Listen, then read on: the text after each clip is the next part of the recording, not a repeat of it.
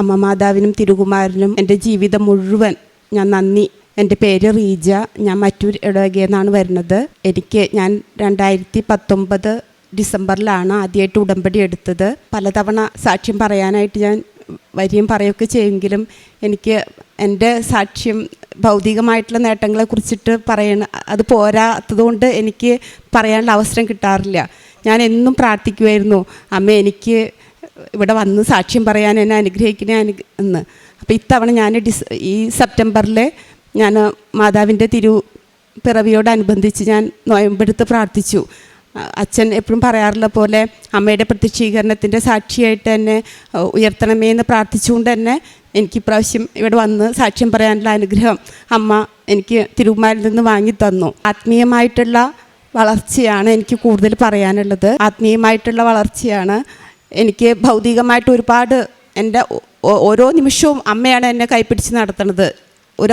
വലിയൊരു അത്ഭുതമാണ് ഞാൻ 70 കിലോമീറ്റർ അങ്ങോട്ടും തിരിച്ച് 70 കിലോമീറ്റർ ഇങ്ങോട്ടും യാത്ര ചെയ്തിട്ടാണ് ഓരോ ദിവസവും ഞാൻ ജോലിക്ക് പോയിക്കൊണ്ടിരിക്കുന്നത്.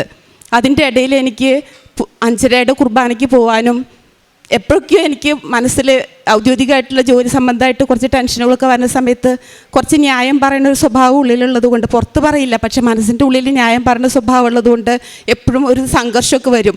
ആ സമയത്തൊക്കെ എപ്പോൾ എൻ്റെ മനസ്സ് പതറിയോ അപ്പോഴൊക്കെ കുമ്പസാരിക്കാനും വിശുദ്ധ കുർബാന സ്വീകരിക്കാനും അമ്മ എനിക്ക് അനുഗ്രഹം തരുന്നുണ്ട്. അമ്മയുടെ കൈ പിടിച്ചാണ് ഞാൻ നടക്കുന്നത്. എപ്പോഴും അമ്മ, ഞാൻ കണ്ണടച്ചാൽ മനസ്സിലെന്തെങ്കിലും സങ്കടം വന്നാൽ അപ്പോൾ ഞാൻ ഒരു കഴുതയായിട്ട് നടക്കുന്നതും എൻ്റെ മുകളിൽ പ്രകാശരൂപിയായിട്ട് എൻ്റെ കർത്താവ് ഇരിക്കുന്നതും എൻ്റെ അമ്മ എൻ്റെ കഴുത്തിലുള്ള കയറ് അമ്മ പിടിച്ച് എൻ്റെ സമീപത്ത് അമ്മ നടക്കുന്നതും ഞാൻ എൻ്റെ മനസ്സിൽ കാണുകയാണ്. എനിക്കെപ്പോഴും ആ ഒരു കാഴ്ചയിൽ ജീവിക്കാൻ സാധിക്കണേന്നാണ് ഞാൻ എപ്പോഴും കണ്ടടച്ചാൽ എനിക്ക് ആ ഒരു രൂപം, എൻ്റെ കർത്താവിൻ്റെ രൂപം, എൻ്റെ അമ്മയുടെ രൂപം എൻ്റെ മനസ്സിൽ തെളിയട്ടെ എന്നാണ് ഞാൻ പ്രാർത്ഥിച്ചുകൊണ്ടിരിക്കുന്നത്. എൻ്റെ മകൾക്ക് ഈ അടുത്ത് അവൾ MBBS സെക്കൻഡ് ഇയർ പഠിക്കുകയായിരുന്നു, യൂണിവേഴ്സിറ്റി എക്സാം ആയിരുന്നേ. അപ്പോൾ ആ സമയത്ത് പെട്ടെന്ന് കണ്ണിലൊരു ഇൻഫെക്ഷൻ വന്നു. അവൾ ഹോസ്റ്റലിലായിരുന്നു. അമ്മയെ ചെറുതായിട്ടൊരു ഇൻഫെക്ഷൻ ഉണ്ട്. അപ്പോൾ 1-2 തവണ ആൻറ്റിബയോട്ടിക്സൊക്കെ കഴിച്ചു. ഒരു തവണ ആൻറ്റിബയോട്ടിക്സ് കഴിച്ചു, കുഴപ്പമൊന്നും ഭേദം മാറിയ പോലെയായിരുന്നു. പക്ഷെ പെട്ടെന്ന് ഒരു ദിവസം അവൾ വിളിച്ചിട്ട് പറഞ്ഞു, അമ്മ ഇങ്ങനെ കണ്ണിൽ കുറച്ച് പുലർച്ചെ വിളിച്ചിട്ട് പറഞ്ഞു നീര് കൂടുന്നുണ്ടെന്ന്. അപ്പോൾ അത് കേട്ട് ഞാൻ അവളുടെ ഹോസ്റ്റലിലേക്ക് പോയി. അവിടെ തന്നെ കോളേജിൽ തന്നെ ഡോക്ടേഴ്സിനെ കണ്ടു, അഡ്മിറ്റാക്കി. കണ്ണ് അടഞ്ഞു പോയി, പൂർണ്ണമായിട്ടൊരു കണ്ണ് അടഞ്ഞു പോയി. കുറച്ച് ദിവസം കഴിഞ്ഞ് അവൾക്ക് യൂണിവേഴ്സിറ്റി എക്സാമാണ്. കണ്ണ് അടഞ്ഞു പോയി, അവിടെ അഡ്മിറ്റാക്കിയ സമയത്ത് ഞാൻ വിശുദ്ധ തൈലം വെച്ച് പ്രാർത്ഥിക്കുന്നുണ്ട്. അഡ്മിറ്റാക്കി പിറ്റേ ദിവസം ഞാൻ ഇവളുടെ അടഞ്ഞിരിക്കുന്ന കണ്ണ്, ഇമ പോലും വെട്ടാതിരിക്കുന്ന കണ്ണ് നോക്കിയിട്ട് ഞാൻ അമ്മയോട് പറഞ്ഞു, അമ്മേ എങ്ങനെയാണെന്നറിയില്ല, നാളെ അവളെ ഒന്ന് ഡിസ്ചാർജ് ആക്കി തായോ, അവൾക്ക് പരീക്ഷയുണ്ട്, എനിക്കും ജോലിയുണ്ട്. അങ്ങനെ നമ്മുടെ പ്രാരാബ്ധങ്ങളാണ് എണ്ണി പറക്കിക്കൊണ്ടിരിക്കുന്നത്. പക്ഷേ എന്നിരുന്നാലും ഞാൻ അമ്മയോട് പറഞ്ഞു, അമ്മേ ആ അവളെ ഒന്ന് ഡിസ്ചാർജ് ആക്കി തായോ പറഞ്ഞു. ഞാൻ എന്തിനാ അങ്ങനെ പറഞ്ഞതെന്ന് എനിക്കറിയില്ല. കാരണം അതുമാതിരി അടഞ്ഞിരിക്കുന്നൊരു കണ്ണ് നോക്കിയാണ് ഞാൻ പറയണത്. ഇൻഫെക്ഷനാണ്. ഡോക്ടേഴ്സ് പറഞ്ഞു കുറച്ച് ദിവസം ആൻറ്റിബയോട്ടിക്സ് എടുക്കണം, ഇവിടെ അഡ്മിറ്റ് ആവണം എന്നൊക്കെ പറഞ്ഞതാണ്. എന്നിരുന്നാലും ഞാൻ അങ്ങനെ പറഞ്ഞു പോവുകയാണ്. ആ സമയത്ത് പിറ്റേ ദിവസം പതുക്കെ നേരം വെളുത്ത് നോക്കുമ്പോൾ പതുക്കെ അവളുടെ ഇമ തുറക്കുകയും ഉച്ചയാകുമ്പോഴത്തേക്കും ഡോക്ടേഴ്സ് പറഞ്ഞു ഇനി പോയിരുന്ന് പഠിച്ചോളൂ, ഡിസ്ചാർജ് ആക്കി തരികയും ചെയ്തു. മഹാത്ഭുതം എന്നല്ലാതെ വേറൊന്നും പറയാനില്ല. അത്രമാത്രം ഞങ്ങൾ ടെൻഷൻ അടിച്ചു. അടഞ്ഞ കണ്ണ് വിടരുമോ പോലും ഞാൻ സംശയിച്ചിരുന്ന കണ്ണാണ്. പിറ്റേ ദിവസം ഉച്ചയാകുമ്പോഴത്തേക്കും അവൾ ഉഷാറായി. അന്ന് തന്നെ അവളെ ഡിസ്ചാർജായി പോകാനായിട്ട് സാധിച്ചു. അമ്മയുടെ അനുഗ്രഹമാണ്. ഞാനിവിടെ ആദ്യം ഉടമ്പടി എടുത്തത് 19 അതിനുശേഷം ഞങ്ങൾ തറവാട്ടിൽ താമസിക്കുന്ന ആളുകളാണ്. അപ്പോൾ കുറച്ച് കഴിഞ്ഞപ്പോൾ വീടൊക്കെ പഴയതായി, ഒന്ന് പുതുക്കണം എന്നൊക്കെ ഉണ്ടായിരുന്നു. പക്ഷേ എന്തുകൊണ്ടോ അങ്ങനെയുള്ളൊരു ചിന്തയിലേക്കൊന്നും ഞങ്ങളുടെ കുടുംബം വന്നില്ല. പുതുക്കണം എന്ന് ആഗ്രഹം ഉണ്ടെങ്കിലും ഒന്നും നടന്നിരുന്നില്ല. പക്ഷെ പെട്ടെന്ന് ഞാനിവിടെ ഒന്ന് ഉടമ്പടി എടുത്തു. ഉടമ്പടി വളരെ അത്ര വലിയ തീഷ്ണതയോടുകൂടിയൊന്നുമല്ല ആദ്യം എടുത്തത്. ഇവിടെ വന്നു അതിനുശേഷം ആദ്യം എടുത്തു, പിന്നെ ഞാൻ തീഷ്ണതയോട് കൂടിയിട്ട് തന്നെ പ്രാർത്ഥിക്കാനായിട്ട് തുടങ്ങി. അപ്പോൾ എനിക്ക് ഇവിടുത്തെ അച്ഛൻ്റെ പ്രസംഗങ്ങളും അന്നൊക്കെ എപ്പോഴും വരും. ഇവിടെ ദിവസം മാസത്തിൽ വന്ന് ഇവിടെ ആരാധനയിലൊക്കെ പങ്കെടുക്കുമായിരുന്നു. പിന്നെ കോവിഡിന് ശേഷമാണ് അത് മാറിയത്. അപ്പോൾ ഇവിടെ വന്ന് പ്രാർത്ഥിക്കുക, അപ്പോൾ അച്ഛൻ്റെ പ്രസംഗങ്ങളൊക്കെ കേൾക്കുമായിരുന്നു, ധ്യാനങ്ങളൊക്കെ കൂടുമായിരുന്നു. അപ്പം ഞാൻ ആ തവണ ഒരു ഉടമ്പടി എടുത്ത് പുതുക്കുന്ന സമയത്ത് മനസ്സിൽ വെറുതെ ഒരു ചിന്ത പോയി. അതല്ലാണ്ട് ഞാൻ ഉടമ്പടിയിൽ വയ്ക്കുകയൊന്നും ചെയ്തിരുന്നില്ല. പക്ഷേ 1.5 വർഷം കൊണ്ട് ഞങ്ങൾക്ക് വീട് മനോഹരമായിട്ടൊരു ഭവനം പൂർത്തീകരിച്ച് താമസിക്കാനുള്ള സാഹചര്യം ഉണ്ടായി. ഞാൻ ഇവിടുത്തെ കൃപാസനം ഉപ്പും അതുപോലെ തന്നെ കാശ്രൂപവും വെഞ്ചിരിച്ച കാശ്രൂപവും ഒക്കെ ഞാൻ വീട് പണിയുടെ തറയിൽ അമ്മയെ വിളിച്ച് വിശ്വാസപ്രമാണം ചൊല്ലി പ്രാർത്ഥിച്ച് ആണ് അത് ചെയ്തിട്ടുള്ളത്. പിന്നെ ഈ തിരക്ക് പിടിച്ച യാത്രയിൽ ഇടയ്ക്കിടയ്ക്ക് എനിക്ക് വീഴ്ച ഉണ്ടാവാറുണ്ട്. കൈകാലൊക്കെ ഇടയ്ക്കിടയ്ക്ക് പൊട്ടും. ഞാൻ എല്ലാ തവണയും വീണിട്ട് തിരിച്ച് എൻ്റെ വീട്ടിൽ വന്ന് അമ്മേനെ പ്രതീക്ഷിച്ചിട്ടുള്ള അവിടെ വന്നിരുന്ന് പറയും, അമ്മ എല്ലാം ഒന്നും പൊട്ടിണ്ടാവല്ലേട്ടാ. ഞാൻ വിശുദ്ധ തൈലം എടുത്ത് കുരിശ് വരച്ച് പറയും, അമ്മ വേദനിച്ചോട്ടെ പക്ഷേ എല്ലാം ഒന്നും പൊട്ടിണ്ടാവല്ലേട്ടാന്ന്. എപ്പോഴും നീര് വന്ന് വിങ്ങി വീർത്തിരിക്കുന്ന കൈയാണെങ്കിലും എക്സ്റേ എടുത്ത് കഴിയുമ്പോൾ എല്ലിനൊന്നും കുഴപ്പമുണ്ടാവില്ല. അപ്പം അമ്മ ചെറിയ ചെറിയ സഹനങ്ങളൊന്നും നമുക്ക് അതിലൂടെ എനിക്ക് കൂടുതൽ അമ്മയിലേക്ക് അടുക്കാനായിട്ടുള്ള അവസരം അമ്മ എനിക്ക് എപ്പോഴും തരുന്നുണ്ട്.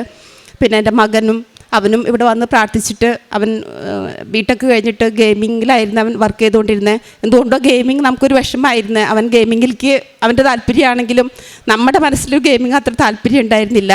പക്ഷേ ഗെയിമിങ്ങിന് വലിയൊരു സ്കോപ്പ് കുറഞ്ഞൊരു സമയത്ത് വിദേശത്തേക്ക് പോകാൻ അത്ര താല്പര്യമില്ല. ഇവിടെ തന്നെ പിടിച്ചു നിൽക്കാനുള്ള ശ്രമത്തിൻ്റെ ഇടയിൽ അവൻ പതുക്കെ എയുടെ ഒരു PG സർട്ടിഫിക്കേഷൻ ചെയ്യുകയും അതിന് തുടർന്ന് അവന് ഒരു കമ്പനിയിൽ നല്ലൊരു കമ്പനിയിൽ ട്രെയിനി ആയിട്ട് ഇപ്പോൾ ചേരാനും സാധിച്ചു. അമ്മയുടെ മാത്രം ഞാൻ സെപ്റ്റംബർ 1 അമ്മേ എന്നൊന്ന് പറഞ്ഞിട്ടേ ഉണ്ടായിരുന്നുള്ളൂ. സെപ്റ്റംബർ 1-ാം തീയതി തന്നെ അവന് ആ ട്രെയിനി ആയിട്ടാണെങ്കിലും ആ കമ്പനിയിൽ 3 മാസം കഴിയുമ്പോൾ 3-6 മാസം കഴിയുമ്പോൾ ചിലപ്പോൾ അവർ അവിടെ തന്നെ എടുക്കാനും സാധ്യതയുണ്ട്. പക്ഷേ ഞാൻ പൂർണ്ണമായിട്ടും അമ്മയ്ക്ക് വിട്ടുകൊടുത്തിരിക്കുകയാണ്. അമ്മയാണ് വഴി നടത്തുന്നത്. കാരുണ്യ പ്രവർത്തികളായിട്ട് ഞാൻ സാമ്പത്തികമായിട്ട് പിന്നിലേക്ക് നിൽക്കുന്ന കുട്ടികൾക്ക് പഠിക്കാനുള്ള സാഹചര്യം പഠന ഉപകരണങ്ങളും അതുപോലെ തന്നെ മറ്റ് കുട്ടികൾക്കായിട്ടാണ് ഞാൻ കൂടുതൽ ചെയ്യാറുള്ളത്. അപ്പോൾ അവർക്ക് പിന്നെ വസ്ത്രമായിട്ടും ഒക്കെ കൊടുക്കാറുണ്ട്. പിന്നെ റെയിൽവേ സ്റ്റേഷൻ്റെ അവിടെയൊക്കെ ഭക്ഷണം കൊടുക്കാനായിട്ട് ശ്രമിക്കാറുണ്ട്, പൈസ കൊടുക്കാറുണ്ട്. പത്രം ഞാൻ ഇവിടുന്ന് വരുമ്പോഴൊക്കെ ഞാൻ പത്രം വാങ്ങാറുണ്ട്. 3 കെട്ടും ഒക്കെ വാങ്ങി കൊണ്ടുപോകാറുണ്ട്. വാങ്ങുമ്പോൾ അത് ഞാൻ അധികം പള്ളിയിൽ കൊടുക്കാൻ എനിക്കൊരു ചമ്മലായിരുന്നു. അതുകൊണ്ട് ഞാൻ ആദ്യം പള്ളിയിൽ കൊടുക്കാൻ മടിയായിട്ട് ഞാൻ അവിടെ ഇവിടെയൊക്കെ കൊടുക്കാറ്. അത് റെയിൽവേ സ്റ്റേഷനിലും ബസ് സ്റ്റാൻഡിലൊക്കെയാണ് കൊടുക്കാറ്. ഞാനത് കുറച്ച് പത്രം പള്ളിയിൽ ധാരാളമുണ്ട്. എല്ലാവരും അവിടെ വന്ന് പ്രാർത്ഥിക്കുന്നുണ്ട്. അവിടെ പത്രം ഉണ്ടെങ്കിലും ഞാൻ എൻ്റെ നാണക്കേട് ഞാൻ അമ്മയുടെ മുമ്പിൽ ഞാൻ പോണ ആളാണ് എന്ന് പറഞ്ഞുകൊണ്ട് തന്നെ ഞാൻ പള്ളിയിലും കുറച്ച് പത്രം പള്ളിയിലും കൊടുക്കാൻ ശ്രമിക്കാറുണ്ട്. പിന്നെ ഞാൻ അധികവും ഞാൻ ഇങ്ങനെ യാത്രയിൽ റെയിൽവേ സ്റ്റേഷനിലും അതുപോലെ തന്നെ യാത്രക്കാരായിട്ട് കാണുന്ന ആളുകൾക്കുമാണ് ആദ്യമായിട്ട് കൊടുക്കാറുള്ളത്. അതിനൊക്കെയുള്ള അങ്ങനെയൊക്കെ ജീവിക്കാനും മാതാവിൻ്റെ കൂടെ നടക്കാനും ഒക്കെയുള്ള അനുഗ്രഹം അമ്മ എനിക്ക് ഈ കൃപാസന മാതാവിൻ്റെ അനുഗ്രഹം കൊണ്ട് ആണ് എനിക്ക് സാധിക്കുന്നതെന്ന് എനിക്കറിയാം. ഓരോ നിമിഷവും എൻ്റെ ഓരോ ശ്വാസവും എൻ്റെ അമ്മയുടേതാണ്. മാതാവിനും ഉണ്ണീശോയ്ക്കും 1000 നന്ദി. ജെറമിയ 32:40 ഞാൻ അവരുമായി ശാശ്വതമായ ഒരു ഉടമ്പടി ഉണ്ടാക്കും. അവർക്ക് നന്മ ചെയ്യുന്നതിൽ നിന്ന് ഞാൻ പിന്തിരിയുകയില്ല. അവർ എന്നിൽ നിന്ന് പിന്തിരിയാതിരിക്കാൻ എന്നോടുള്ള ഭക്തി ഞാൻ അവരുടെ ഹൃദയത്തിൽ നിക്ഷേപിക്കും. റീജ എന്ന ഈ സഹോദരി തൻ്റെ ഉടമ്പടി ജീവിതാനുഭവ സാക്ഷ്യങ്ങളാണ് പരിശുദ്ധമ്മയുടെ തിരുനടയിൽ പങ്കുവച്ചത്. ഉടമ്പടി എടുത്ത് 12 തവണ ഉടമ്പടി പുതുക്കിയ സഹോദരിയാണ്. സ്ഥിരതയോടുകൂടി അമ്മയുടെ സന്നിധിയിൽ തൻ്റെ ജീവിതത്തെ ചേർത്ത് വയ്ക്കുകയും അമ്മ മാതാവിലൂടെ ലഭിക്കുന്ന നന്മകളെ സന്തോഷത്തോടെ ജീവിതത്തിൽ മുന്നോട്ട് നയിക്കുകയും ചെയ്യുന്ന സഹോദരിയാണ്. സഹോദരിയുടെ വാക്കുകളിൽ നമ്മൾ കേട്ടു, ഒരു ദിവസം 140 കിലോമീറ്റർ വൺ സൈഡ് 70 കിലോമീറ്റർ വീതം സഞ്ചരിച്ച് ജോലിക്ക് പോകുന്ന ഒരു സഹോദരിയാണ്.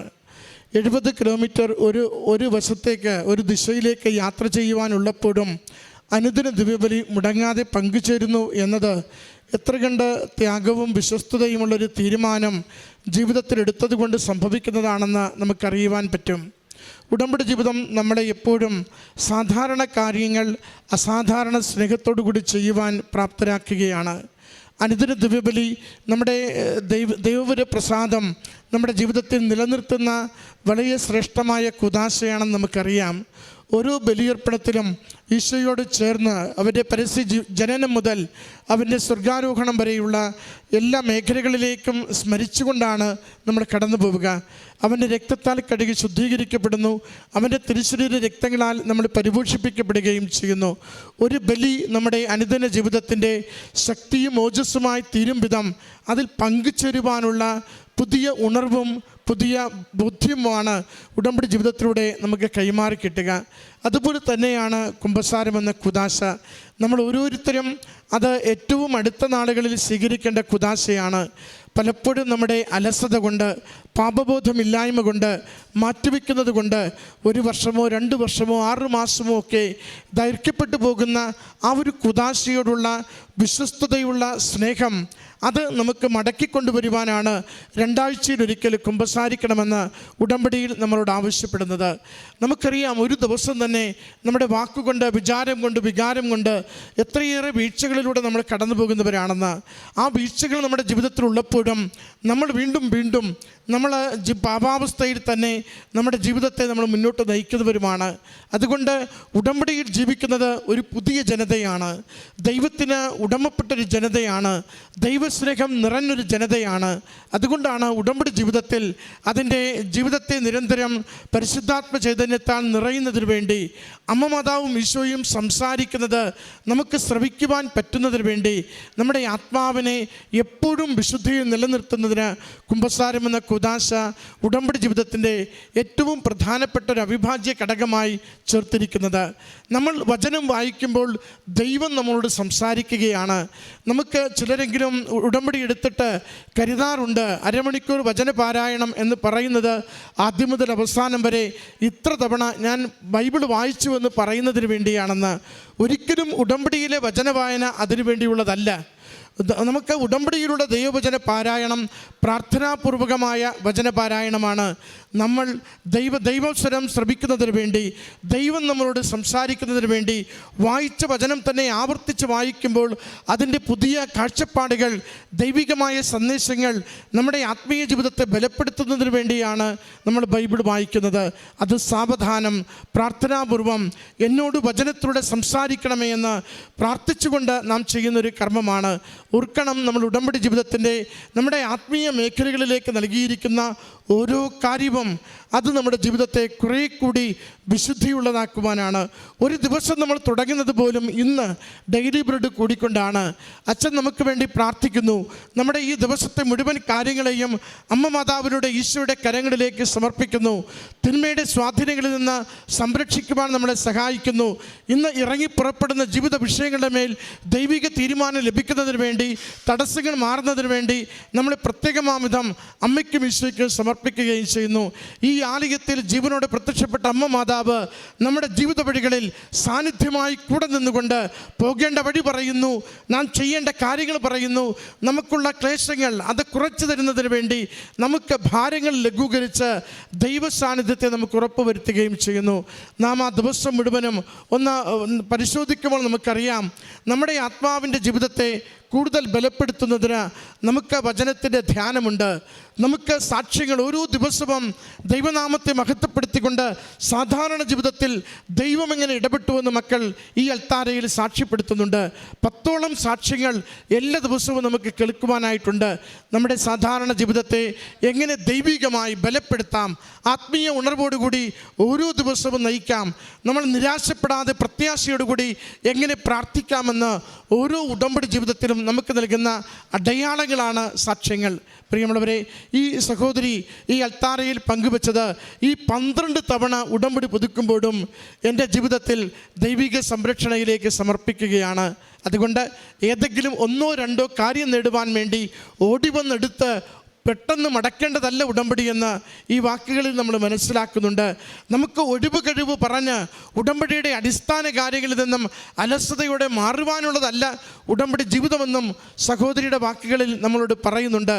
ഉടമ്പടി ജീവിതത്തിന് ഒരു ത്യാഗം വേണം, ഉടമ്പടി ജീവിതത്തിന് ഒരു ദൈവസ്നേഹം വേണം, ഉടമ്പടി ജീവിതത്തിന് നിലനിൽപ്പോടുകൂടി മുന്നോട്ട് പോകുവാൻ ദൈവികമായ ഒരു ചൈതന്യം, കൃപ നമുക്ക് ആവശ്യമാണ്. അതുകൊണ്ട് പ്രാർത്ഥിക്കേണ്ടത്, ഉടമ്പടിയിൽ ആഴപ്പെടുവാൻ എന്നെ സഹായിക്കണമേ. വിശ്വാസം വിശ്വസ്തതയായി വളരുന്നതിന് വേണ്ടി എൻ്റെ വിശ്വാസത്തെ നീ ആഴപ്പെടുത്തണമേ. ഞാൻ പ്രാർത്ഥിക്കുന്നത് എന്തെന്ന്, ഞാൻ വചനത്തിൽ വായിക്കുന്നത് എന്തെന്ന്, ഞാൻ നിൻ്റെ സന്നിധിയിൽ സമർപ്പിക്കുന്ന നിയോഗം എന്തെന്ന് തിരിച്ചറിഞ്ഞ് സമർപ്പിക്കുവാൻ എന്നെ നീ സഹായിക്കണമേ എന്ന് ഉടമ്പടിയോട് നമ്മൾ വിശ്വസ്തരാണോ?